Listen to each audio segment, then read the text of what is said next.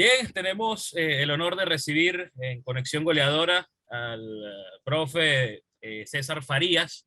Nos atiende desde Ecuador, donde precisamente él es noticia porque el Aucas, aparte de ser el líder actual de la Liga Pro, ha roto el récord de invicto en la liga que tenía la institución. Tiene 13 partidos sin conocer la derrota, superando incluso a un registro que anteriormente había hecho Luis Fernando Suárez, ¿no? Una figura como esa. Así que le damos la bienvenida al profe César acá, Pablo García Escorihuela, Alfredo Coroniz, y bueno, supongo que hay alegría por no conocer la derrota en el periodo que lleva dirigiendo en Liga. Buenas noches, disculpe. Un invitado adicional, no hay no problema, pasa nada. no hay problema porque el mío también se puede meter. No se preocupe, profe. Tranquilo. Lo que pasa es que tengo 3 Golden Retriever y justo está llegando el compañero mío del Big Data a traer el informe de la semana, que enfrentamos un partido importante contra Católica el domingo y los perros lo recibieron. ¿Cómo se llama el perro? Son 3. Son 3. Sí, Ball, Rocky y Spike. Son 3 Golden Retriever que ya tienen 2 tienen 9 años y 1 7. ¿Y han estado con usted en sus travesías por el continente? Sí. Estaban, o sea, los tenía ya chiquitos cuando estaba en mi última etapa en la selección de Venezuela. Imagínate. Y de ahí los 2 mayores se fueron a Tijuana y San Diego conmigo. Después volvimos a Venezuela, de ahí se quedaron y ahí adquirimos el que tiene 7, cuando me fui a la India, y después de la India, cuando me voy a Cerro Porteño, se fueron conmigo. De ahí estuvimos 1 mes y medio en Buenos Aires con ellos también. De ahí nos fuimos a La Paz. Y de La Paz, después que salimos campeones y terminé la Copa Libertadores, de ahí nos fuimos a Los Ángeles, que mis hijos estudiaban allá, y se quedaron por un periodo largo ellos ahí. Yo volví a La Paz nuevamente y me los traje a la mitad del torneo.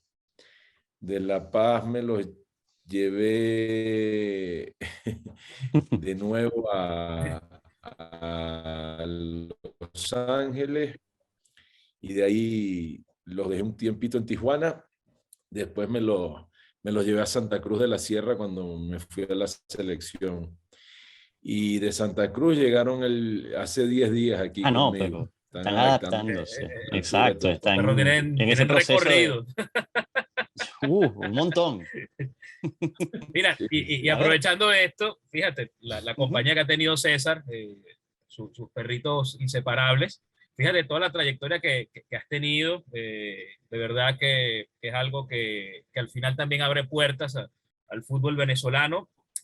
Ahora que estás estacionado en Quito, cuéntanos un poquito esto, cómo lo estás viviendo, ¿no? He escuchado entrevistas, escuché una entrevista de Danny Walker que decía que te habían ofrecido el cargo y cuando conversaron tú tenías otras 5 propuestas, ¿no? ¿Qué equipos eran y qué fue lo que te convenció de Aucas?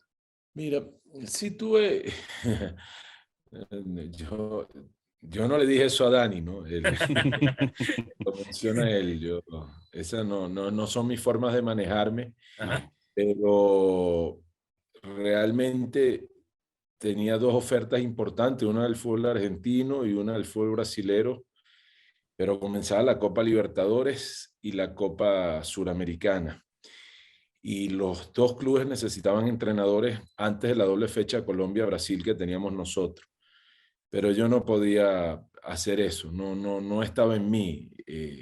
Hubiese sido lo más fácil, creo que nadie me lo hubiese criticado por la forma menospreciativa que se me trató y por todo lo que hicieron para que me fuera en la última doble jornada, ¿no? Aparte de toda el perjuicio que ellos mismos trajeron para su selección. Pero la verdad yo no es un tema que me gusta hablar, ni tampoco creo que es de interés para los venezolanos. Tampoco soy una persona decadente, me gusta ver hacia adelante y lo que sí puedo hablar es de lo bonito que, como bien ustedes decían, que estamos viviendo acá. En ese momento me hablaron antes de la doble fecha también.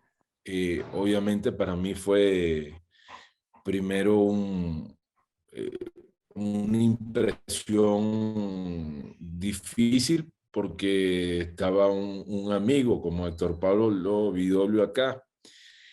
Hablé con Héctor, sin embargo, le dieron una oportunidad de 3 partidos. Trataron de salvar la circunstancia. En eso se atravesó otro equipo ecuatoriano también. Y, y después, a la semana, apareció otro equipo también grande ecuatoriano, en el cual estaban necesitando entrenador por la premura también que tenían copas todos, ¿no? Claro. Y yo no podía. Aucas pudo esperar, se dio que no se le dieron los resultados y un resultado, como bien me lo había dicho Héctor, saca técnico, que le levantaron un partido contra Liga de Quito y hay resultados que te marcan. Así es esta carrera. Después entró un interino por 2 partidos y seguimos conversando. Yo no influí en nada, eso me siento bien conmigo mismo, porque no influí en nada en la salida de Héctor, sino ya empezamos a hablarlo en firme después de su salida. Y a partir de ahí vi muchas bondades, ¿no? Primero vi que en Quito, que tiene altura, y yo vengo a tener una experiencia grande en altura, tanto de local como de visitante. Sí. Entiendo lo que siente un visitante, lo que sufre, y también entiendo que tengo uno aquí que me está dando la patita. No hay problema. No, No hay tranquilo. problema. ¿Ese quién es? Y entiendo el provecho futbolístico cuando uno juega buen fútbol, cuando uno puede tener un buen plantel para sacar ventaja, ¿no? Y a partir de ahí vi que era un club de tradición, tiene 77 años, en una época fue un club grande de Quito, tiene una buena hinchada, tiene un presidente que estaba involucrado en el fútbol desde hace muchos años, no como dirigente, pero sí estaba en el fútbol. Una gran persona, conectamos, los neurotransmisores se nos pegaron. Empecé a revisar el plantel, empecé a ver el trabajo que había sembrado Héctor y yo creo, soy de las personas que creo que uno no se debe detener, ¿no? O sea, entender que las cosas en un lugar no pueden estar bien y que necesitas un cambio, pero nunca detenerte. Entonces, a mí se me dio de esta forma y casualmente había ido a Dubái en noviembre, diciembre, y después volví para el Mundial de Clubes que era en Abu Dhabi, me quedé ahí, pude compartir con la gente de la Casa Real y ellos tienen un lema también que es de no detenerse nunca, ¿no? Y cuando volví a Venezuela por el tema del visado, me conseguí con un ex gobernador que en mi época de técnico de la selección tenía relación del estado Táchira y conversamos y hablamos de otro gobernador que murió, de otro ex gobernador que murió y me decía una frase que tenía él, me decía, eh, la política es como un ascensor, sube, baja, vuelve a subir, vuelve a bajar. Y si tú te bajas cuando viene descendiendo, que están las malas, va a ser muy difícil que te vuelvas a montar. Entonces tienes que estar siempre dentro del ascensor. Y yo le respondí, bueno, la vida es así y la carrera del entrenador es así. Y a partir de ahí uno va madurando más cada vez en su carrera y pudiendo llegar a sitios donde uno se puede acomodar con rapidez, ¿no? El fútbol es eso también. Sí. El fútbol es, juegas en el frío, juegas en el calor, juegas en la altura, juegas en el llano. Ujú. Mira, Sí. la experiencia en la India me tocó dirigir gente multicultural, ¿no? O sea, había gente que no se presentaba en el almuerzo porque tenía que rezar, porque eran Claro. musulmanes. Ujú. Hay otros que los martes y los jueves tenían que comer con la mano. Y tenía ahí franceses, senegaleses, portugueses, españoles, argentinos, italianos, camerunenses. Entonces la India es un país, ¿no? Desde lo Claro. extremadamente grande, es el segundo país más Ujú. grande del mundo en habitantes y muy cerca ya de desplazar a la China. Entonces, claro, las costumbres son totalmente diferentes de un lugar a otro. Entonces, nosotros teníamos solamente 8 regiones de jugadores, era el reglamento interno del club, y en el cual su primera lengua era el de su región, era un dialecto. Dialecto no Exacto. es un idioma realmente, porque son millones Ujú. de personas. Después tienen el hindi, y después del hindi, el inglés. Entonces, el pensamiento del jugador cuando se comunica con uno Claro, eh, es tiene, completamente distinto, sí, ¿no? tiene un delay ahí Sí, que entonces necesitas el idioma gestual, entonces necesitas también comprender, porque la carrera del entrenador es entender aspectos, porque todos tienen una óptica diferente y no todo el mundo tiene el conocimiento y la información que puede tener el propio entrenador. Entonces, claro. es intentar comprender al jugador, es intentar comprender al entorno, al dirigente, hacerlos partícipes. En Venezuela yo veo que hay un rechazo hacia la dirigencia muy grande. No se intenta poder involucrar a la dirigencia, no se intenta involucrar a la gente. Entonces se van dividiendo sectores que debilitan siempre la fuerza de los equipos, de la selección. Y, y, y ahí uno tiene que entender, bueno, el paso vital es una comunicación efectiva, una Claro. comunicación que Claro. permita decir, bueno, vamos a tener un respeto por la diferencia y vamos a tener una tolerancia de cómo es Ujú. el otro ser humano que tienes al frente y tratar de seducirlo para lo que tiene un entrenador, un fin en mente.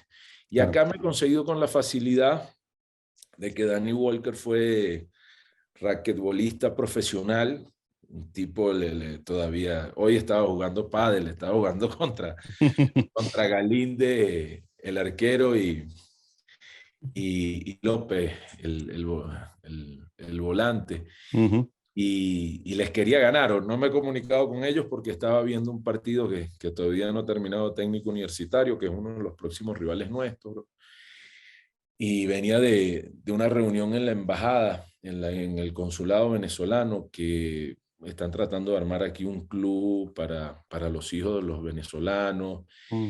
Sí. Y bueno, la comunidad hoy es muy grande. Claro. Ellos tienen un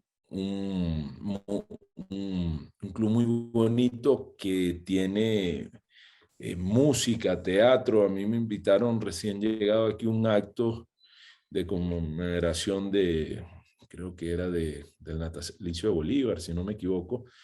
Y la verdad se me salieron las lágrimas a capela cantaron el himno nacional de una forma Ujú. sincronizada, con unos tonos bellísimos. Y el cónsul quiere hacer lo mismo con el deporte y quiere hacerlo a través del fútbol. Consiguieron los espacios y nos estaban pidiendo colaboración y estamos intentando ayudarlo. Entonces fuimos a una reunión y les contaba lo de Walker, que tiene esa adrenalina del deportista profesional. Entonces, es muy fácil poder entenderte con una persona que quiere ganar si hay respeto y si tiene valores y principios como los tiene él y como es organizado además, pues un hombre exitoso en sus empresas, de la comunidad judía, y que, bueno, también ya tiene 6 años al frente del club y quería dar un salto de calidad. Si ustedes me preguntan, y a mí me pareció el lugar correcto, recibí algunas críticas al principio, como que estaba dando un escalón hacia abajo, y cuando llegué aquí conseguí mucho más de lo que yo pensé que había, porque bueno, hay un estadio propio, hay una cancha alterna propia, la ciudad es una ciudad futbolera, maravillosa. ¿Por qué? Pues bueno, también tiene muchísimos clubes aquí arriba, ¿no? Aquí arriba está Liga de Quito, Católica, Independiente del Valle, Cumbayá en primera, pero después hay equipos históricos como Nacional, América, Olmedo, que están en segunda. Y hay otros históricos como Deportivo Quito, que está en la tercera. Y bueno, realmente futbolero Quito. Sí. Y es una zona que siempre vi que era mágica para conseguir éxito deportivo. Entonces yo les decía a nuestros jugadores, les decía, mira, Emelec acaba de perder con uno de los rivales más duros de América en este momento, que es Atlético Minas Gerais, por la diferencia de un penal, y no tienen altura. Independiente del Valle está jugando semifinales de Copa. El Barcelona jugó semifinales de Copa Libertadores el año pasado. Entonces y Liga ha ganado dos copas, obviamente. Exacto. La final de Copa Libertadores Independiente y Independiente ganó la Suramericana. Pero a esos clubes hoy, en plena participación de copas, nosotros le ganamos. Y le ganamos con autoridad. Yo los invito a soñar a nuestros jugadores. Claro. Si nosotros seguimos trabajando para crecer, organizarnos y en la parte dirigencial lo mismo. Estamos trabajando para crecer. Acaba de también César, llegar un asesor. Precisamente eso decía Danny Walker en la entrevista, que parte de este cambio evolutivo es que le pasaste el chip a un nivel continental, precisamente con ese discurso. Y justo quería ir sobre eso, porque además ese background que ya vienes resumiendo bien, imagino sirve para aplicárselo a una plantilla que al momento que la recibes, pues de pronto no tenía esa mentalidad. ¿Cómo fue ese proceso de meterle el cambio tan rápido? Porque además lo agarraron al momento y hoy se están viendo los resultados. Bueno, con mucho respeto. Yo llegué y respeté mucho lo que había. O sea, respetamos el menú, respetamos los horarios de entrenamiento. Todos estaban preocupados de ver que respetamos el hotel donde estaban. Y ellos mismos fueron cambiando las cosas solamente con nuestra presencia. Yo les dije, mire, yo tengo un gran amigo y socio que ya tiene casi 80 años, que es Domingo Ciriliano, y me decía, César, la gerencia siempre tiene que dar 3, 4, 5, 6 puntos en la búsqueda de una conquista, y es una realidad. Entonces, yo le hablaba de los factores invisibles, que nosotros teníamos que mejorar mucho esos factores invisibles. Y bueno, el primero que se enganchó fue el gerente deportivo. Entendió, se fue a la oficina a pelear en nombre nuestro. Se mejoró el hotel, se mejoraron las comidas, se mejoró el engramado. Fuimos logrando cosas, pero no atropellando a nadie. Yo creo que eso es fundamental, y además cuando hay choques contraculturales. Aquí tiene un grupo de sureños numeroso, argentino, uruguayo, un haitiano, tiene jugadores serranos y muchos jugadores de Esmeralda. Entonces son de culturas totalmente diferentes, pero que tenemos que convivir y ver cómo podemos cohesionar para poder desarrollar un equipo. Y todo eso se hizo sin forzarlo, sin atropellar. y respetándose unos a otros. Entonces fuimos seduciéndolos a mejorar cosas y bueno, cuando ya hay seguridad, cuando hay confianza, cuando hay creencia, cuando le das la posibilidad justamente de que pueda jugar uno o el otro y que el equipo siga teniendo un funcionamiento, el entrenador gana respeto. Entonces hoy por lo menos nos encerramos hora y media a conversar porque ya hay otro tipo de confianza. Si lo hago al principio, tal vez no fluía como fluía hoy. Porque en estos momentos de éxito que hay muchos alabos, también pueden ser tóxicos. Así como las críticas son crueles y difíciles y a veces te tumban un plantel, también los alabos son peligrosos. Entonces, vivir con el éxito y más cuando no es un club que está acostumbrado a este tipo de circunstancias, hay que poner los pies sobre la tierra. Sí. Y yo decía, mira, yo he ido a muchos lugares y he podido tener récord de invicto. O sea, desde que empecé a dirigir con Nueva Cádiz, tuvimos 44 partidos invictos. Lo que pasa es que no había internet y no se habla. Ganamos 2 campeonatos seguidos, ¿no? Sí, sí. En la sub-20. Sí, sí, pasamos la gigante y lo ganamos invicto también. Y en segunda división perdimos 2 partidos y salimos campeones. Estos días me escribía Pequeño Rondón de que tenía que ser como Nueva Cádiz, que tenía que ser campeón invicto. Y eso fue hace como 4 días. Y después de ahí, nosotros con Nueva Cádiz en primera división solamente perdimos un partido en Cumaná. Tuvimos una racha muy larga y la gran verdad que ese partido venían 5 de nuestros jugadores de una gira de Brasil con Lino, muy cansados, entre ellos Arango, Leandro Sequera, Speedy González, Tiburón Márquez.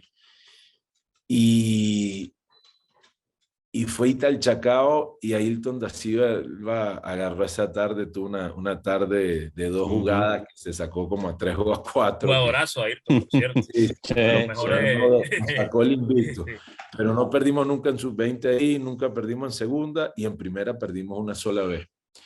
Después de eso, en Trujillano, creo que rompieron el récord que nosotros dejamos hace muy poco Matusik y una buena campaña, pero fue también, pues llegamos con el equipo, estaba de último, estaba para el descenso, no arrancamos también los primeros 3 partidos, después pudimos pegar una vuelta y si no me equivoco estábamos en 12, 13 partidos invictos que tuvo Trujillano. Después pasé a Táchira y fue igual. Mi primera vez hasta la eliminación. Pero ese es el segundo semestre. El primer semestre hacemos 15 partidos invictos en San Cristóbal y empatamos en punto. Ahí no se forzaba final, nada. Nosotros nos quitan el campeonato en el minuto 120 con cosas muy raras. Por eso que hablo que antes no había internet, porque si no esas cosas hubiesen sido diferentes. No queda campeón. Claro, no queda campeón. Y esa vez transmitió Venezolana de Televisión y el gol de Cafú fue en fuera de juego. Y no fue campeón Minero, que también quedó con los mismos puntos. Nosotros con el punto éramos campeones. Y con la victoria nos alcanzaba Minero. Pero salió campeón Caracas, que ya se daba por perdido el campeonato. Se habían metido todos al camerino. Y en el minuto 120 y picote. Pero ahí nos sirvió para clasificar a la Libertadores. Y esos 15 partidos invictos los rompió después Carlitos Maldonado, años después, pero que en los 30 y pico de años que tenía Táchira no lo había logrado. Después de ahí, con The Strong le hicimos 23 partidos invictos para ser campeones, ¿no? O sea, se nos fue en un partido, un clásico, un autogol en el minuto 93 en contra, porque éramos campeones invictos completos, ¿no? Y entonces, claro, con la selección de Venezuela en la Copa América, eso es un invicto de decir 5 partidos jugados y no perderlos y clasificar, y a dónde se llegó para clasificar al Mundial Juvenil. Una selección sub-20 no había logrado 5 partidos tampoco continuos sin conocer la derrota. Y era el fútbol venezolano de antes, no el de ahorita. Entonces sí Claro. hemos podido lograr tener esos arranques, pero les digo, y conseguimos los objetivos de clasificar Copa, de clasificar el Mundial Juvenil, de llegar a la semifinal de Copa América, pero no siempre se sale campeón con un arranque así, porque después con The Claro. Stranger tuvimos el mejor arranque que se ha tenido, ¿Eh? tuvimos 8 partidos ganados en fila de arranque y ese año perdimos el campeonato al final, ¿no? Quedamos Sí, subcampeones. sí. Y El tema es entonces que yo le tiene esa hacía esa reflexión a experiencia, ellos. profe, para Ojo, A manejar eso iba. los esto no se invictos queda campeón, ¿no? y Ahora es que tenemos que trabajar. Claro, que justo un poco sobre lo que decía Alfredo, es que a lo mejor esa experiencia y ese manejo de estas situaciones Sí, sí, se me te ha dan dado, sí mira, el manejo del en éxito, ¿no? Tijuana, sí, en Tijuana también arrancamos así. En Tijuana habíamos dejado el récord del mejor arranque que había tenido Tijuana y lo superaron por un partido hace 1 año y medio atrás. Y ahí llegamos a semifinales de Conca Champions, que es el equivalente a la Copa Libertadores.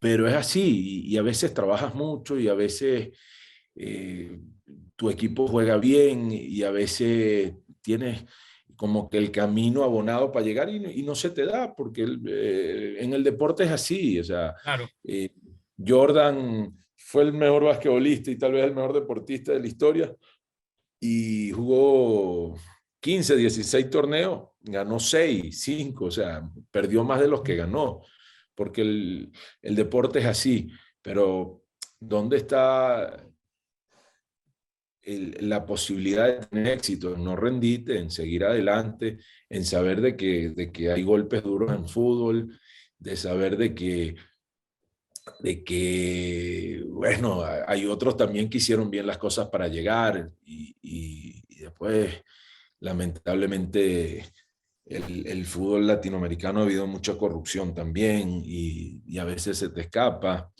claro. pero que cuando tiene ese momento de gloria son únicos, ¿no? Lo que nosotros vivimos el 24/12 en Bolivia fue Ujú. espectacular porque era un poco como que los ricos contra los pobres, con el equipo más adinerado del país, pudimos forzar Ujú. una final y nos los comimos crudos, ¿no?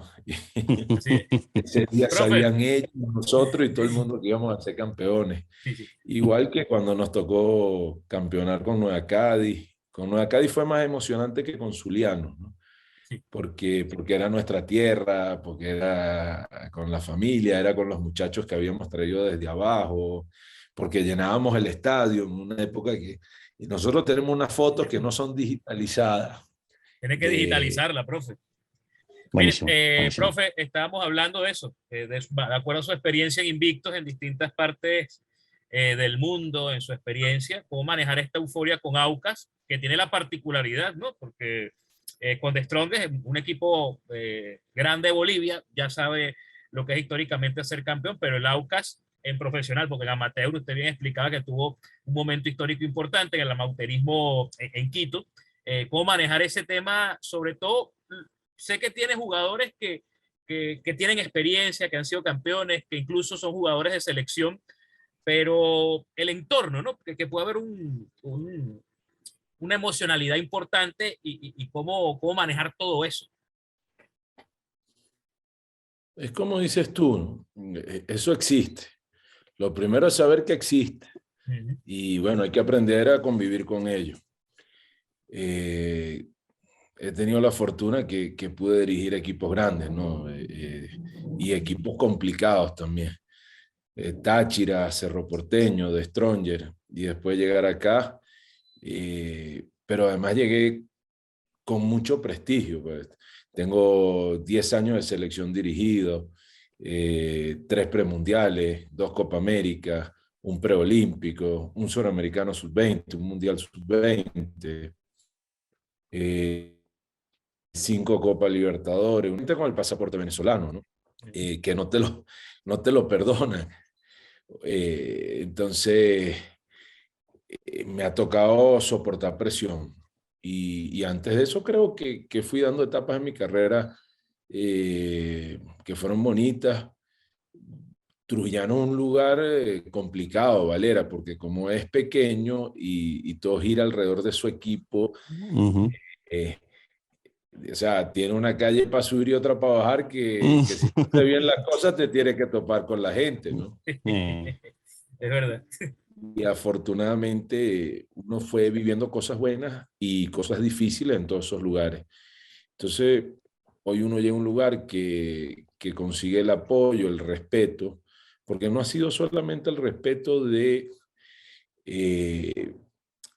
de la gente de AUCA, había un respeto generalizado a la figura que uno representa como entrenador en todo el Ecuador, cosa que no conseguí a sección de la India en los otros lugares, porque en The Stronger, si bien la gente, la mayoría de la gente del Tigre eh, te quiere, te apoya, la otra parte que es de Bolívar es un odio, es una rivalidad. Entonces, Claro. también yo me había pasado en Venezuela, dirigí Táchira y, y en Caracas nunca se me quiso, porque también era el que venía con los equipos del interior, con Cádiz, con Zuliano, con Trujillano, con Minero, con Anzoátegui. Siempre era el rival del Caracas. Entonces, claro, yo no me gané el afecto de la gente de Caracas nunca. Y con eso cargué siempre en la selección después. Entonces lo mismo me pasó en Bolivia. Me tenía una final contra Wisterman, que la perdemos en penales. Eh, Son equipos también con mucha tradición, muy populares. Y después iba a Santa Cruz a jugar contra Oriente y Blooming. Y lo más bonito que te decían era venezolano de mierda que no tienen para el papel toalé, ¿no? Entonces, hoy, por cierto, en la reunión que le decía a ustedes sobre el consulado, se trata de eso. El cónsul que me dijo algo que me encantó, me dijo que él concibe la política como la vida, que es con el bienestar social, con la ayuda al prójimo, que si la política no es utilizada de esa manera, no tiene sentido. Y yo le digo, bueno, el fútbol tiene mucho de eso, ¿no? Pues un aspecto social y casualmente él es sociólogo y decía que se le hace mucho bullying a los niños venezolanos acá. Y yo le decía, bueno, tal vez acá creo que se ha venido superando el tema, porque lo veo menos cruel que en otros lugares que he estado. Pero esas circunstancias, esas cicatrices que te dando el fútbol, te va dando madurez, te va moldeando. Yo creo que otro que hubiese hecho los números que hice en la selección de Venezuela, hoy tuviese una estatua, tal vez, en ese momento, porque ahora es otro tipo de momento. Pero a mí se me veía como el personaje feo. Y bueno, yo aprendí a convivir con eso tampoco me pesa. Yo me preparé de la cabeza, me preparé intelectualmente para poder asumir esas cosas. Ir al fútbol mexicano no es fácil y soportar donde dirige prácticamente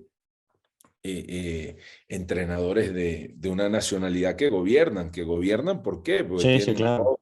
Porque tienen todas las cadenas televisivas, ESPN, ahora el Star Plus, el DirecTV, y se les es mucho más fácil. Entonces, yo creo que nosotros tenemos mérito cuando hemos podido ir trabajando en distintos lugares y dejar cosas mucho más importantes que son el reconocimiento de otros entrenadores, de los colegas. No es que porque sea reconfortante, sino que quiere decir que esta preparación lo ha curtido a uno y que, Claro.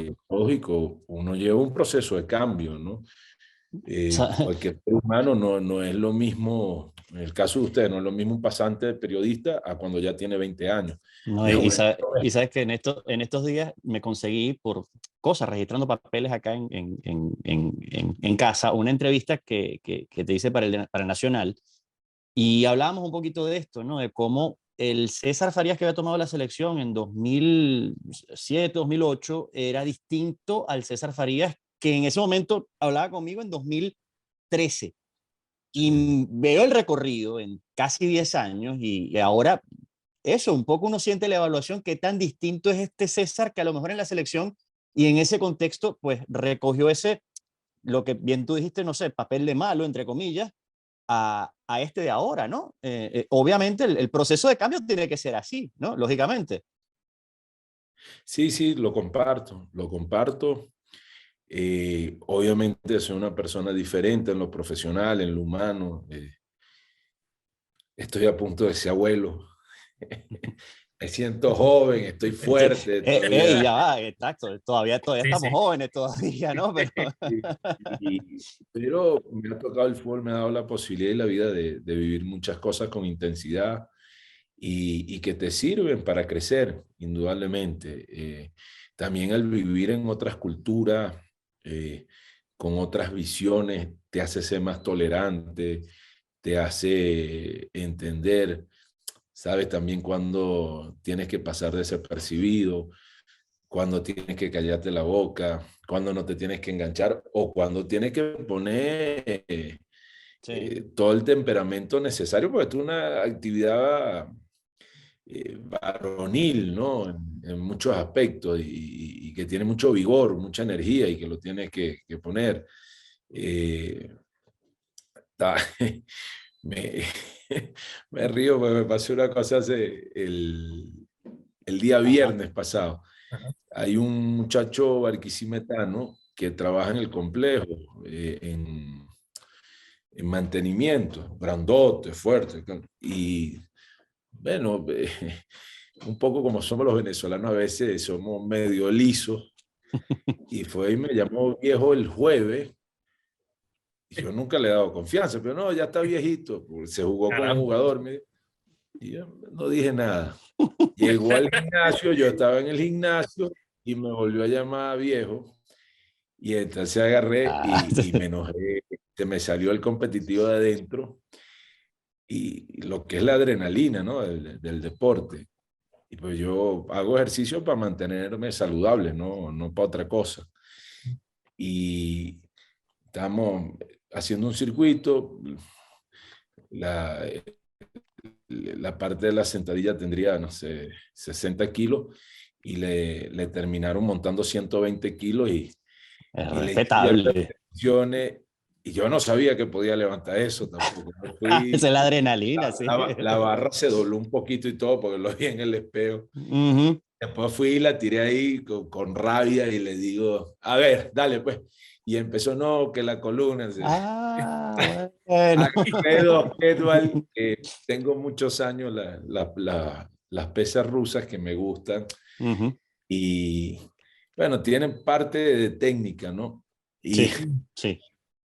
y cada una es de 16 kilos y se las levanté aquí y así ven. Dice, no, no, y entonces tenía una excusa siempre, Te da ¿no? una excusa. Y claro, pero es parte de lo que te quiero decir, el deporte necesita eso, pero también hay otra parte del deporte. Eh, yo estos últimos años y sobre todo en la pandemia jugué mucho ajedrez y el ajedrez tiene algo vital que te enseñan que es a dominar el primer impulso. O sea, tú tienes que meter las manos debajo de la mesa, pues si el primer impulso te gana, hace el movimiento sin pensar y ya ficha tocada, ficha jugada y ya no hay tiempo de echarse para atrás. Te das cuenta, pero no dominaste ese impulso. Y la inteligencia emocional tiene que ver mucho con eso, ¿no? Ujú. Y entonces todos tenemos un ego también, pero es como nuestras mascotas. Si la mascota te domina a ti, están tirados aquí arriba de mí y no los puedo controlar, lo tienes que dominar tú. Entonces, el ego lo tienen todas las personas y es como la mascota, la tienes que dominar, porque si no, cuando te saca a pasear te tira abajo, muerde a alguien. Y esto es así, el deporte tiene eso porque hay mucho estrés, porque los entrenadores, los jugadores también son seres humanos, tienen sus problemas personales, no sabes cuándo lo agarran un día malo, no sabe o viene fastidiado porque Claro. a lo mejor en un programa dijo algo o no dijo. Entonces, esas son facetas que solamente los años y la madurez te enseñan a controlar todo ese tipo de aspectos, ¿no? Yo, cuando me tocó la selección de Venezuela, estaba muy joven. Sí. Yo no he visto después otro que haya dirigido ninguna selección suramericana a esa edad. y me tocó convivir con un trabajo que es para gente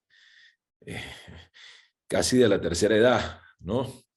Y poder llegar a esta edad con una experiencia de muchos años acumulados, tal vez puedo decir yo orgullosamente, bueno, yo soy entrenador con experiencia de un hombre de 60 años y no he cumplido los 50.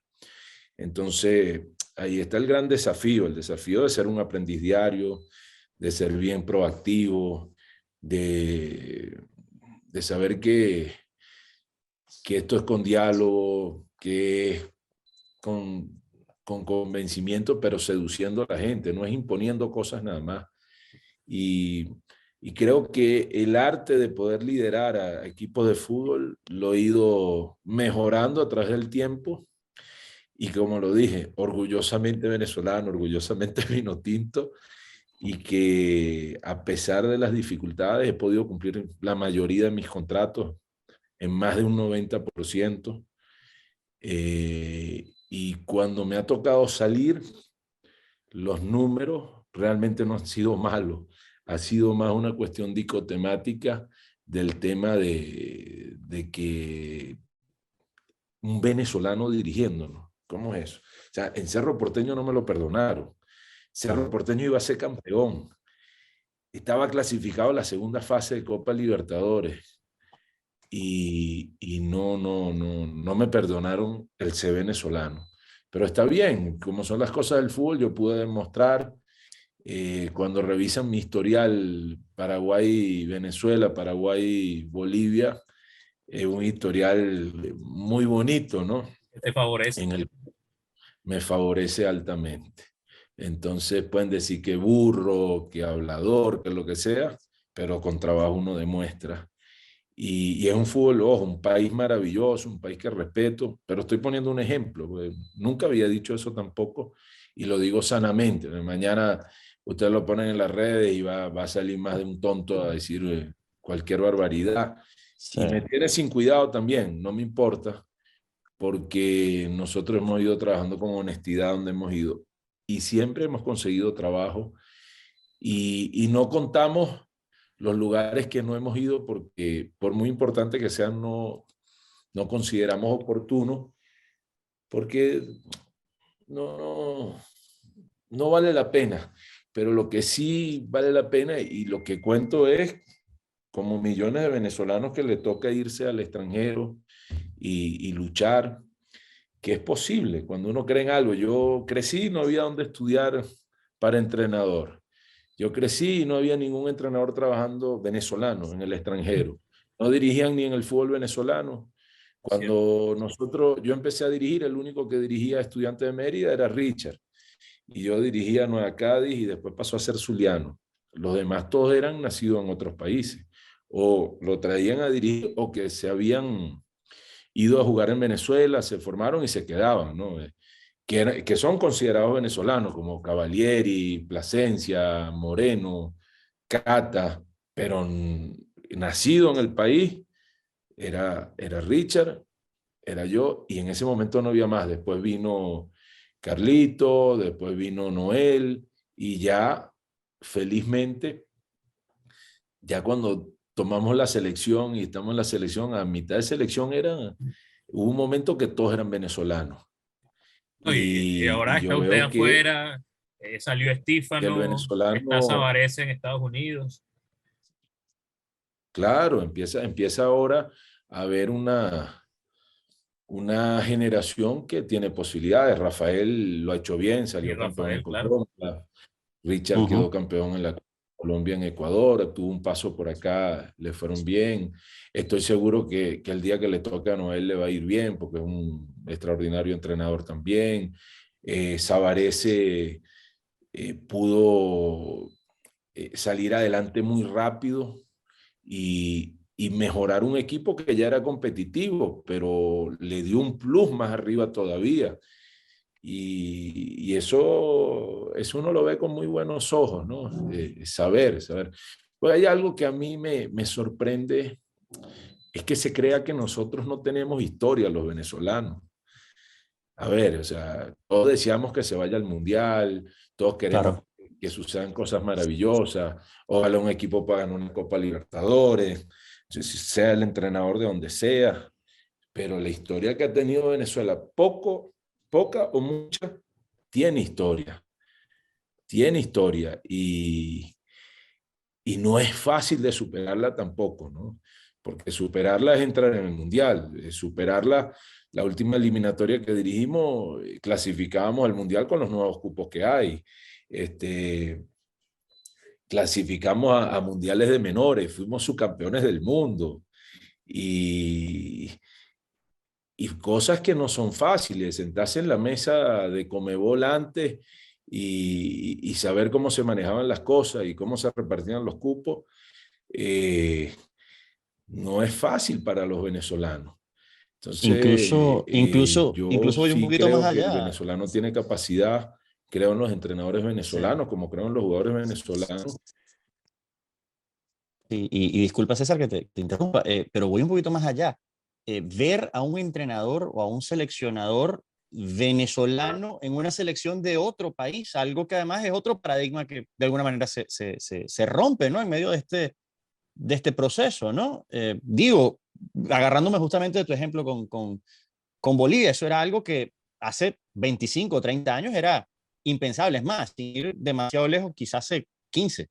Sí, sí, tienes toda la razón del mundo. Y ojo, yo te digo, ya Daniel dirigió en Bolivia y sé que tiene la capacidad de volver a salir y va a salir ahorita porque ha estado en un club que le dieron la llave del club y bueno, por razones de decisiones personales y familiares no ha salido, pero que también tiene la posibilidad. Francesco, después de su paso por el Zulia, fue al fútbol colombiano y lo hizo bien. Eh, Fran Perlo ya lo había hecho en Panamá, pero volvió a salir desde el Zulia. Eh, y es capaz, es tenaz, es arriesgado. Una vez me conseguí con Richard que aprovecho de decir algo, ¿no? Yo con Richard tengo una excelente relación y de años, o sea, con Richard siempre todo ha sido de buena manera y yo creo que un poco, sin querer entrar en polémica, que algún sector de la prensa ha querido como enfrentar a los entrenadores venezolanos y yo creo que eso no existe. Yo no soy amigo de Noel, es verdad, pero no somos amigos porque tengamos alguna diferencia. Sencillamente porque nos vemos muy poco, pero las veces que nos vemos es con cordialidad, es con respeto.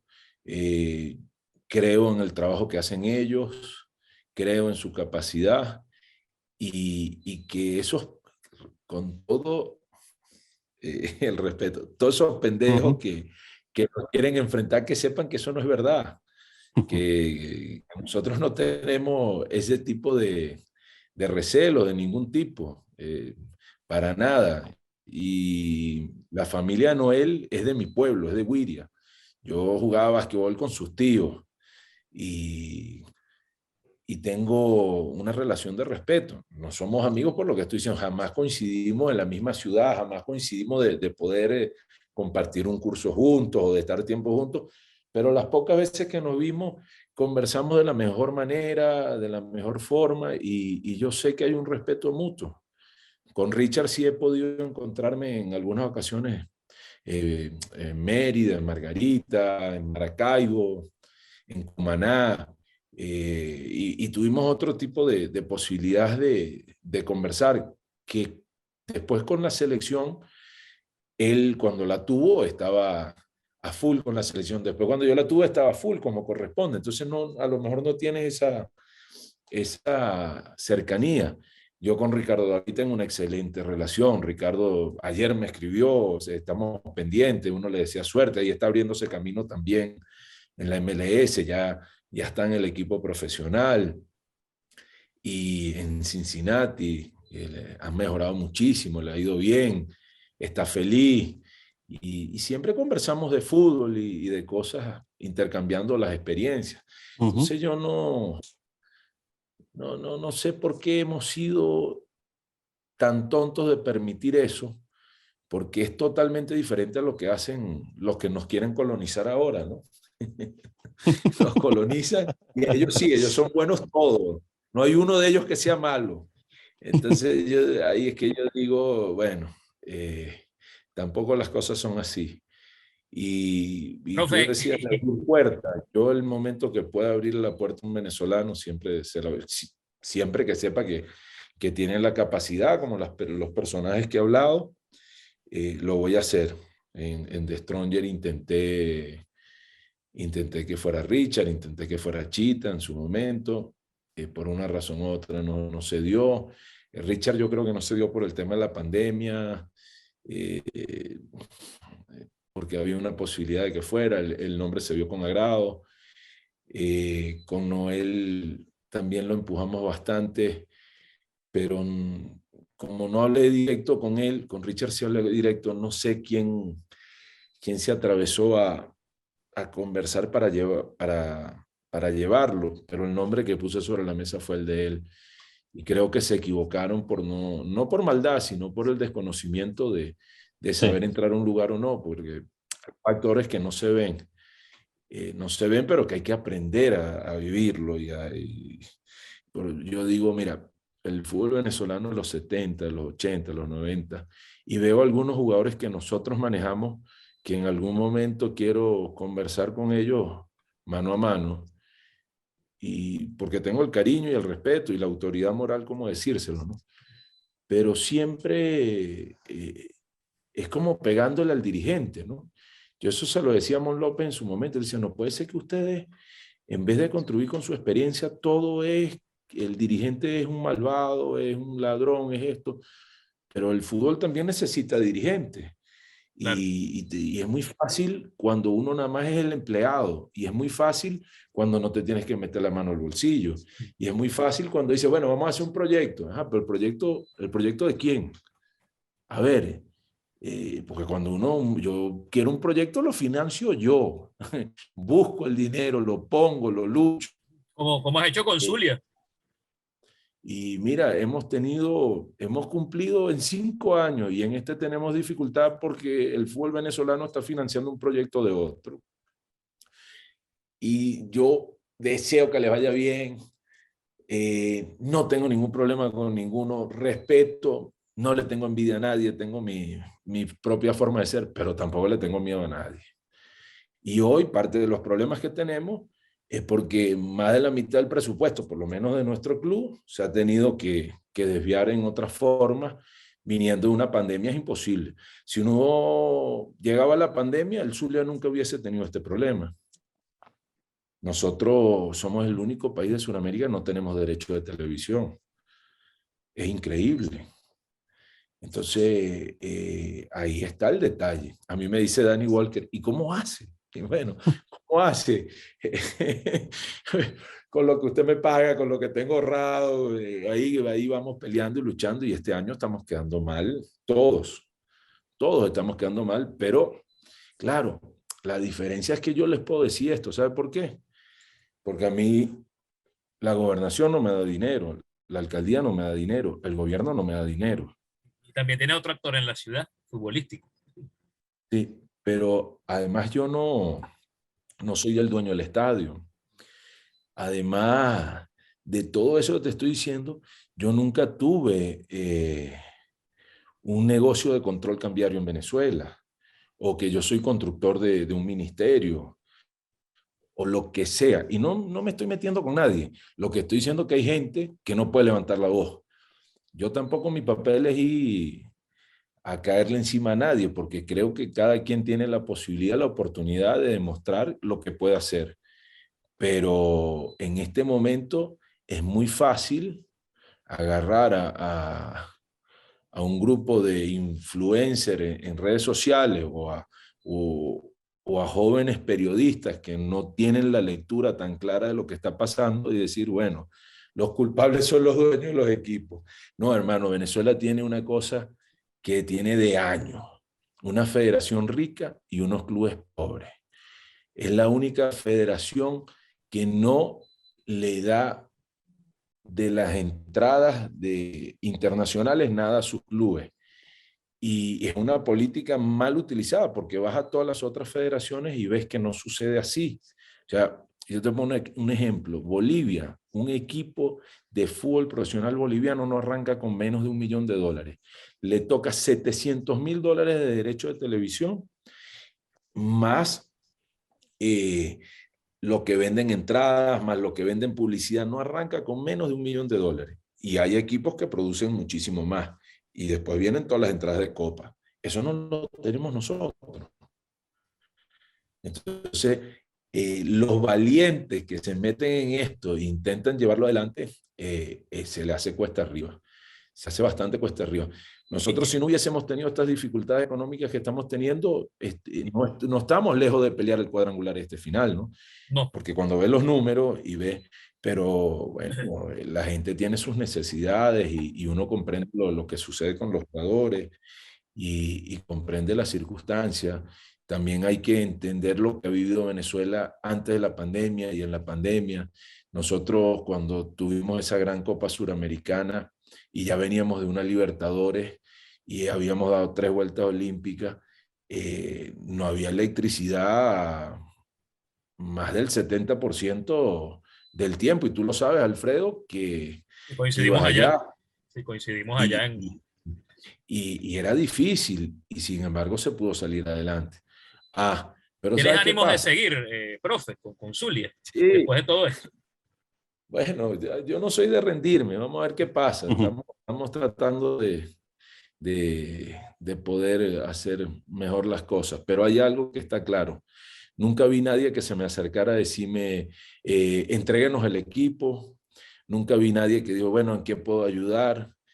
Nunca vi nadie que fuera a apoyar al equipo de su región. Y dice Zulia, no dice cualquier cosa. Y entonces ahí te digo, con todo eso, con todo lo que te pueden decir y señalar, la selección hoy cuenta con jugadores que salieron de ahí, porque el Brujo Martínez jugaba en la segunda división y no existía. Con todo el respeto, y hoy es el volante que acompaña a Tomás Rincón, y el otro que acompaña a Tomás Rincón es Junior Moreno, y Savarino, que ya jugó en el fútbol brasileño, MLS, la rompió, que entonces, si no hubiese Zulia, tal vez no estuviesen esos jugadores, ¿no?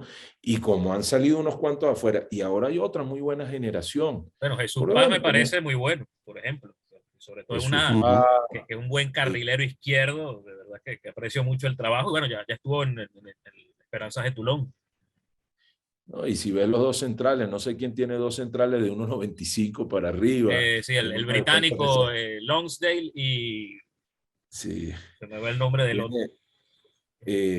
Tiene, el otro es un muchacho de San Cristóbal, el moreno, también se me fue ahorita el nombre, pero que a mí me llenan el ojo.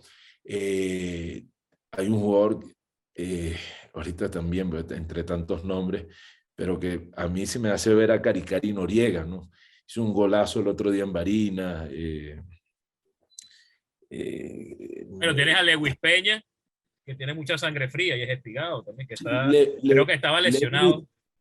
Lewis es más joven, pero este que te estoy diciendo juega de puntero derecho y ya tiene 2 torneos jugando muy bien. Ya está siendo visto por equipos del extranjero. Simon. Sí. Simon. Y bueno, si no hay eso también es una función social. Y bueno, el importado de Guido Rose, que también es buen goleador. Bueno, pero fíjate tú, nosotros hablamos de 6 años, yo te puedo decir, mira, pasó Arango, pasó Felcher, pasó René Vega, pasó Joandri. Tenemos más de 15 jugadores que se exportaron. Se trajo un jugador de la selección hondureña, se trajo jugadores de la selección panameña, se trajo un jugador que había jugado en la selección. Se representó dignamente a Venezuela las veces que se jugó la Copa. Ganamos en Uruguaya Nacional de Uruguay. Empatamos con Lanús, que fue finalista de la Copa. Hemos exportado entrenadores. Para cerrar y agradeciendo su tiempo, dejo algo picando por ahí, que lo quiero aprovechar. El proceso de Pekerman. ¿Cómo lo ve? No, yo no puedo opinar porque, bueno, no han comenzado las competencias, porque los resultados obviamente no fueron buenos en la eliminatoria. Y lo que sí tengo un gran deseo, como todos los venezolanos y como gente de fútbol venezolana, que clasifiquemos al Mundial. Ahora, lo otro no conozco cuál es el plan, no conozco cuáles son las acciones. Y después sí me gustaría que se conectaran con la gente del fútbol, que se conectaran con el pueblo venezolano, porque puede ser muy bueno, no dudo de que pueda ser muy bueno el proyecto, pero si tú no conectas con la gente, si tú no vives en el lugar, tú no buscas, no veo cómo va a ser la forma, ¿no? Sí, entonces, profe, digamos, de lo que nos venía contando sobre el proceso de Pekerman y cómo lo ve, intuyo de alguna u otra forma que digamos, una acción que parecería inocente o nada del otro mundo, como contactar a seleccionadores anteriores para nutrirse un poco del proceso de lo que puede encontrar, más allá de que ya pasó un tiempo de su estancia ahí, pues eso no ha ocurrido, ¿no? No, bueno, eso yo respeto. Cada quien tiene su forma de ver las cosas y nadie puede desconocer la experiencia que él tiene. Claro, Yo lo que les manifestaba es que yo considero que se tienen que conectar los venezolanos. Pues nosotros no podemos ser una sucursal de formadores de entrenadores de otro país. Está bien y esto no lo digo despojado de cualquier cosa de xenofobia. Yo tengo 10 años viviendo fuera de Venezuela. claro. No lo digo por ahí, lo digo en el aspecto que también se tiene que considerar en los aspectos de que cuando tú te traen por transferencia de metodología, eh, tú necesitas también ayudar a formar. Yo aquí en el club que los estamos ayudando a formarse, a crecer, ¿no? Y eso es lo que quiero hacer ver. O sea, yo le deseo lo mejor. Yo no me meto en el aspecto del juego, no tengo ninguna crítica de ningún aspecto. Tampoco creo que el fútbol venezolano comenzó ahorita. Creo que hay un respeto hacia lo que sucedió atrás. Y a partir de todas esas cosas, tú tienes que entender que para que las cosas funcionen en un lugar tiene que haber una conexión con el país. Claro. Y la conexión, yo te voy a poner un ejemplo, me fui a Bolivia y me tocó pasar 2 diciembre en Bolivia que no fui a Venezuela y pasé el paro social en Bolivia y pasé la pandemia en Bolivia y, y uno tiene que respetar esas cosas. Yo con esto no tengo nada en contra de ellos. Además que no creo que el fútbol es de banda. Yo No. creo que el fútbol de un país para crecer tiene que ser bien pluralista, bien incluir. Ujú. Y lo digo muy sanamente, porque incluso escuché un comentario de una persona llegada a ellos el otro día sobre un tema de los pagos a los clubes, que los tenían retenidos y que estaban viendo que estaban con ellos. El fútbol, para que fluya realmente, tienes que hacer funcionar los que están contigo y los que no están. Claro. Tú llegas a un plantel y hay gente que es de una forma y hay otra que es otra forma. Y necesitas ponerlos en Ujú. sintonía. Y Venezuela necesita identificarse nuevamente con su selección. No lo han conseguido. Lo que pasó en la época de Rafael con la sub-20, no lo han conseguido, obviamente. Las competencias y que todo el mundo habla de un proceso. Está todo eso muy bien, pero si no conectas con la gente, puedes tener mucha capacidad futbolística, pero esto es de energía y también hay que respetar un país entero futbolístico. Tampoco tengo ningún tipo de envidia de otros países. Yo no hablo de la selección tampoco. Lo que sí puedo decir es esos dos aspectos que mencioné. Uno, que no puede ser que los clubes estén tan desasistidos y que después le echan culpa de los problemas futbolísticos a los clubes. Pero hasta que tú no fortalezcas realmente a los clubes y hagas una liga competitiva, no vas a poder. Después, eso se consigue conectando con la gente, no enviando recados o amenazas o estás conmigo o no estás. Pero en ningún aspecto yo permito eso, no solamente en lo futbolístico, sino en el plano dirigencial. A mí alguien que me dice, ¿está conmigo o no está conmigo? Obvio que yo no estoy en contra de nadie, pero nosotros tenemos nuestra propia forma de ser y creemos que esto es también una parte de una función social para un país. Y, y ahí entonces creo que tiene que haber un respeto de conectar con la gente.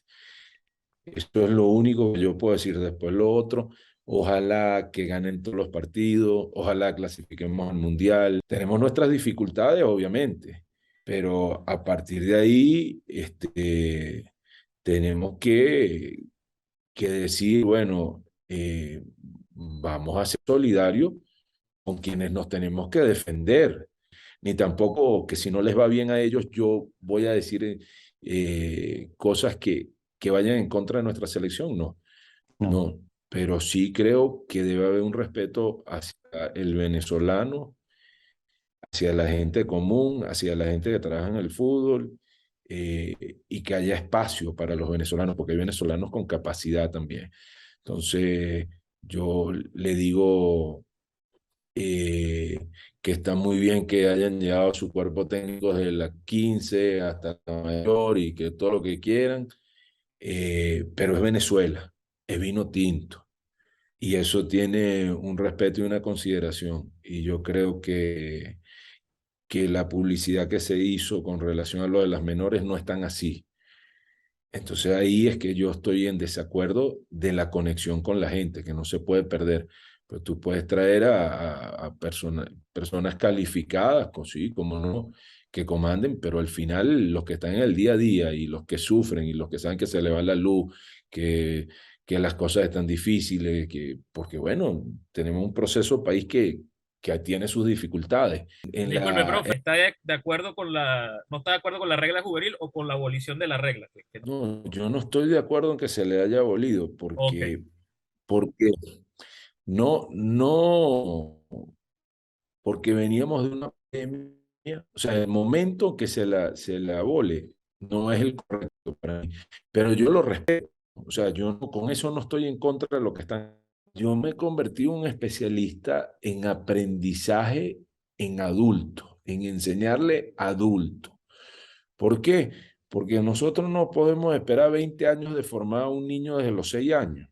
Nosotros hicimos un proceso que dijimos a 10 años vamos a ir por un campeonato juvenil y a los 9 reventó y se llegó a la final del mundo.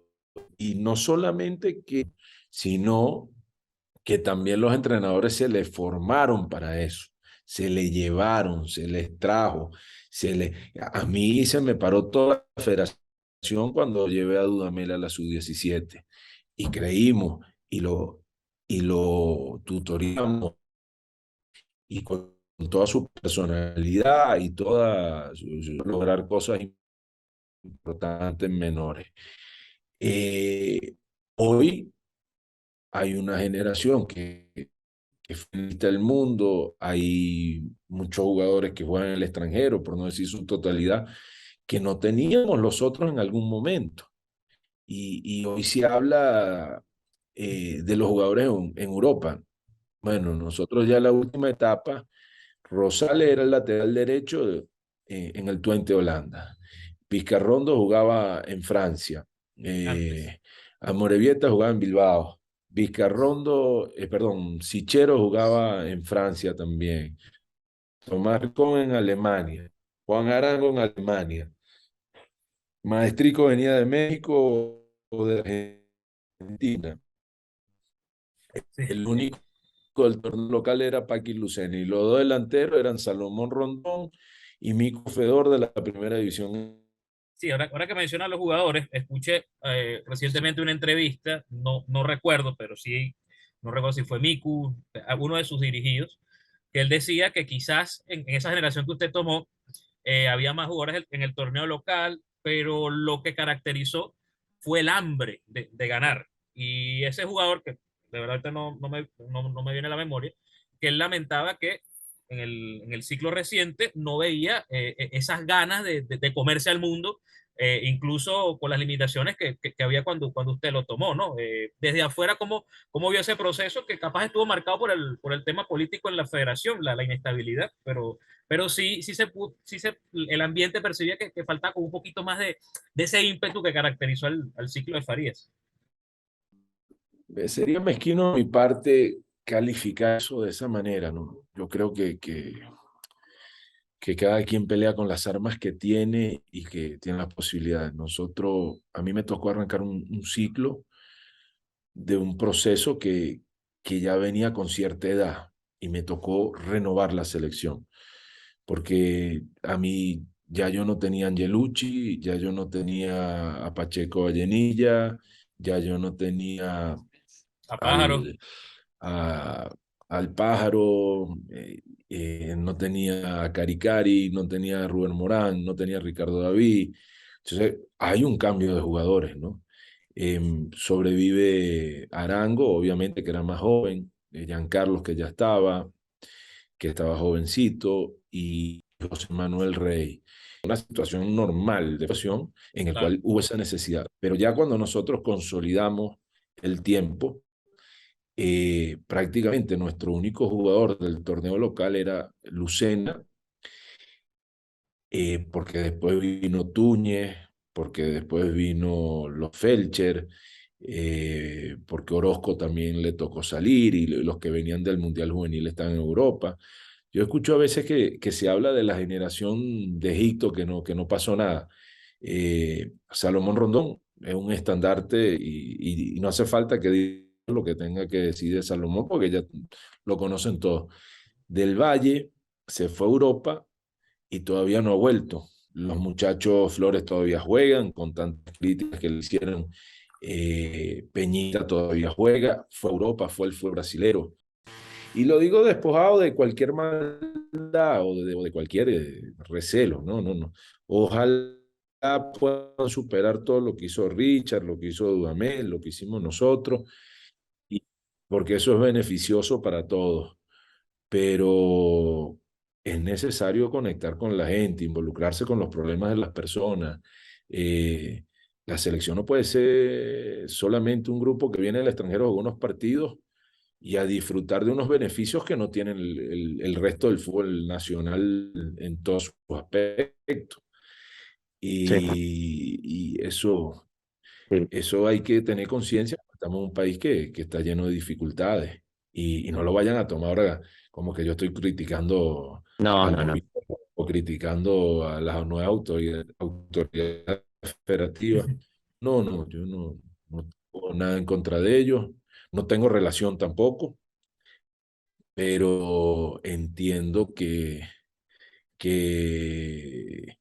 nuestro país no hay un conocimiento profundo de fútbol y que alguien tiene que decirle con decencia al señor Peckerman, mire, usted es un hombre con mucha capacidad, con mucha experiencia, se le reconoce, pero Cosas funcionan así. Y vienen funcionando como así. que, ¿Mm? claro, a dirigir la selección de Venezuela tiene que venir aquí a jugársela con nosotros. Claro. Yo no, eso se lo critiqué también a Rafael y se lo dije mano a mano a él, no lo dije públicamente, pero el seleccionador de un país tiene que vivir en su país, o sea, tiene que vivir en el país donde trabaja. O sea, Mm. yo lo veo así, lo respeto, después, bueno, lo hacen de esa manera, no sé, viven en Buenos Aires, en Miami, donde quieran vivir y salen campeones del mundo, aplaudo y le diré mi respeto, pero creo que conociendo un poquito al venezolano y a sus interioridades, creo que necesita conectarse. Y esa conexión no lo vi en esta etapa en la eliminatoria. No lo vi. Mire, No lo vi y la necesitamos. sí, es así. Eh, para ir cerrando, profe, su experiencia, mire, usted ha dirigido en buena parte del continente. Qatar 2022, usted se relaciona con muchos técnicos, usted es parte del grupo técnico de Conmebol, lo ha dicho. ¿Siente que hay oportunidad para Sudamérica, Brasil o Argentina, o está Europa muy sacando mucha distancia del fútbol de la región? Lo digo porque usted Demasiado ya larga, conoce quizás, muchas realidades. Ujú. No, yo creo Sudamérica va a competir. Tite tiene un proceso largo. Por cierto, ayer nos saludamos. Creo que tiene una linda oportunidad. Scaloni en contra de viento y marea pudo aterrizar una conexión con sus jugadores, que ahí está, o sea, eh, era todo muy blando y ellos pudieron conectar, o sea, no es nada más saber de fútbol, no es porque Lionel no era un entrenador, o sea, Sí, prácticamente. sí, había sido un jugador, se formó, conoce de fútbol, eso no lo puedes conocer nadie. Yo tengo buena relación con él, conversamos mucho en Cartagena en el sorteo de la Copa América. De vez en cuando nos escribimos. Pero era un Creo interino. que va a ser un buen Exacto, entrenador. pero estaba parcerito, Sí, exacto, no era el técnico se- oficial. y se lo ganó porque conectó y los jugadores abogaron por él. Conectó con su gente y eso han podido hacer un proceso que también yo veo Argentina con buenos ojos. Creo Ecuador, Alfaro se ha manejado muy bien, conectó con la gente y Ecuador tiene mucho talento, tiene mucho talento. Eh, Creo que vamos a competir. Yo veo que puede recuperarse mucho Sudamérica. Y que se esté jugando la Nations League tan seguido, vi lo de, terminó la temporada, el último partido de la Champions y a las 2 semanas estaba jugando Europa.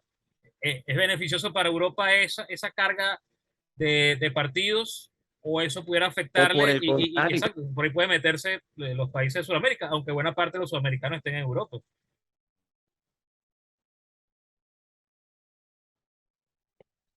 Eh, la periodización es algo muy serio, ¿no? Que no tiene una receta exacta y con todo el respeto de los profes, creo que es la materia más difícil para los preparadores físicos, que al final no todos la pueden dominar y que los entrenadores con el recorrido empiezan a tener un ojo más allá de todos estos datos científicos que todos lo manejan, el GPS, porque también necesita una claro, interpretación, ¿no? Claro. Eh, los números del bit, el gasto calórico, todo lo que tú quieras, porque hoy hay todos estos avances científicos. Eso no sirve si no hay gente con experiencia que lo maneje. Y gente no solamente que tenga capacidad, sino que tenga la posibilidad de tener la lectura correcta. Deme un segundito, por favor, un Ajá, segundito nomás. tranquilo. Aló. Al final, todo esto es ensayo y error que uno tiene que esperar para ver cómo va sucediendo. Pero sí, tanto Brasil como Argentina han podido desplegar buen juego y Ecuador tiene un seleccionado estable, tiene un técnico paciente, serio, experimentado, le llega bien al jugador y después tienen una capacidad de transiciones importante por su biotipo, por su imponencia física y porque sus jugadores también ya están jugando en Inglaterra, en España, en las mejores ligas del mundo y pues también tienen un fútbol aquí adentro que es competitivo, que va en franco ascenso, en progreso y como me decían en la pretemporada, me lo decía Oscar Córdoba, que Ecuador en este momento su liga está mejor que la colombiana. Entonces ocupa un espacio que hoy muchos opinan que es la tercera liga de Sudamérica. Sí, sobre la importancia de todo esto que está pasando, ¿no? Con Aucas, y ya lo vuelvo a jalar al equipo para ir aterrizándolos un poco y terminando la charla. Realmente la relevancia de esto para ver, a ver, lo que se está haciendo en el equipo ya se dimensionó, se ha masticado o cómo lo van midiendo. Obviamente esto es un tema que va semana a semana, pero ¿cómo lo mide? Entendiendo que esta es una de es una de las ligas más importantes de Sudamérica, o la tercera liga en importancia en Sudamérica, como bien lo dice, profe. Sí, aquí no hay partidos fáciles y esta etapa es más difícil que la primera por lo que pude analizar. Ahorita se está jugando quiénes van a jugar la final, quiénes van, o sea, obviamente los que van a la final entran directo a Libertadores, quiénes van a Prelibertadores en la general, quiénes van a la Suramericana, quiénes van a la Presuramericana, quiénes se juegan la permanencia y quiénes se juegan el descenso. Claro. Entonces, una liga de 16 que no es tan larga, todos están involucrados. Entre los que entran en la COP y los que se van al descenso no hay mucha distancia. Sí. Entonces, todos los partidos son con presión. Entonces, a partir de algunas jornadas ya atrás, se está jugando con mucho estrés, con mucha presión, presión que empieza a sentir todo el mundo, lo sienten los jugadores, los entrenadores, los árbitros. Empieza a haber presiones de los dirigentes. Entonces, es una situación normal que, que empieza a hacer los partidos más chiquiticos, más picantes. Y después nosotros, todo el que está jugando con nosotros está jugando también para sacarnos el invicto, ¿no? Está jugando para sacarnos el liderato, ver quién se lleva ese ribete de sí que nos tumbó. Y eso lo hace más bonito. Ahí es que tenemos que tener más coraje, pero también al mismo tiempo la humildad necesaria de poder reflexionar partido a partido las cosas que debemos corregir y saber que esto todavía quedan 7 jornadas, que en 7 jornadas pasan muchas cosas. Así es. Profe, de verdad le agradezco el tiempo, una charla extensa, mapeando todo lo que ha hecho en Aucas, el panorama de la selección, su club del Zulia, de verdad que muy nutritiva y agradezco muchísimo su tiempo y la disposición de conversar con nosotros. No, al contrario, siempre, a mí poco me solicitan de Venezuela, la verdad. Y claro, uno tiene sus ocupaciones y a veces no es tan fácil. Ahorita termino con usted y estoy recibiendo un muchacho peruano que acaba de llegar a la puerta de prensa. Y esta semana el club me pautó una serie de entrevistas también que debo cumplir y a veces no es fácil. Y en ciudades como esta, que son ciudades grandes, que de mi casa ir a entrenar tengo que hacer 40 minutos de ida y 40 minutos de venida si no consigo tráfico. Si consigo tráfico, se hace más largo. Después, obvio, termino todo eso y me tengo que quedar con el Big Data revisando algunas cositas para poder atacarlas en el entrenamiento de mañana. Y bueno, es la vida del entrenador. El entrenador tiene que estar acucioso siempre. No es que uno no quiera atender a las personas, pero no siempre se da. Pero uno siempre lleva su alma vino tinto. Eso no me lo puede quitar nadie. Pasaporte no me lo va a quitar nadie. Claro, claro, y agradecemos la deferencia porque Eh, también, yo sé que usted es el pasaporte venezolano, pero también hay gente que ha salido del país, los jugadores, ¿eh? Y también se les olvida que son venezolanos, ¿no? Y, y prefieren atender otro tipo de prensa, ¿no? Pero bueno, le agradecemos el gesto, profe, ¿verdad? Que nos haya concedido este espacio en su apretada agenda. No, al contrario, gracias a ustedes. Un fuerte abrazo. Cuídense. seguro, Les seguro. deseo lo mejor.